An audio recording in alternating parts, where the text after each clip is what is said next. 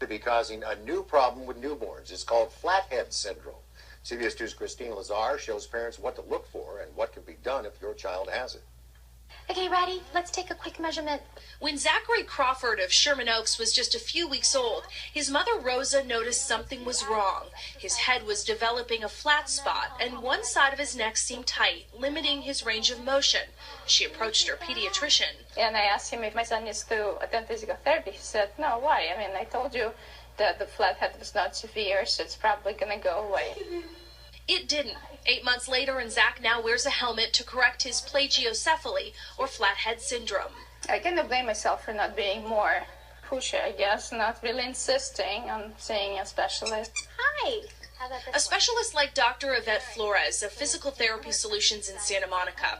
She says she's had a 100% success rate in avoiding helmets for children who show signs of flathead syndrome if they come to her in the first few months of life. The interesting thing about the human head is it innately wants to be round, right? So you take away that pressure and it'll just pop right back out. Good job. Problem is, Dr. Flores says, because flathead syndrome is not a life or death illness, it is often ignored by pediatricians, despite the fact it can have serious consequences. That whole side shifts forward, right? So if that whole side shifts forward, not only do you have a flattening in the back, but that ear on the side is placed more forward than the other ear. The forehead starts to bulge more on that side. Sometimes the eye could be smaller in shape, potentially even closed if it's very severe. But when parents come to her, the feedback is always the same. How come no one told me about this earlier? Since 1992, the incidence of flathead syndrome in the U.S. have skyrocketed 600%.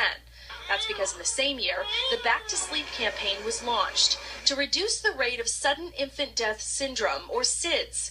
Parents were urged to only let their children sleep on their backs. The baby's skull becomes deformed because of pressure being placed on the same spot over and over again. All right, let's come on in. Tisha Anderson's twin boys were diagnosed by their pediatrician as having signs of flathead syndrome when they were only a few weeks old. Milo's case was more severe. There was no differentiation between his neck and his head. It just like went straight flat up, and he had a tilt. His ear would go down to his shoulder, so he was kind of like this. You ready to show me a stretch? Oh, yeah. Dr. Flores immediately taught Tisha and her husband how to stretch and exercise the muscles in the twins' necks. She mandated that the boys do tummy time between 5 and 8 times a day, where they are only on their bellies. And then she and her team did once-a-week therapy sessions at her studio. The boys were stretched and strengthened. Now, 8 months later, the twins are almost 100%, and neither will need a helmet. It will take a while for Zachary to be fully recovered. He often resists treatment and his helmet. It can be uncomfortable and costly, averaging about $4,000 each, and many insurance companies will only cover a small portion of that. If a helmet is needed, a child has to wear it 23 hours a day, and depending on the severity, they'll have to keep it on anywhere between 2 and 9 months.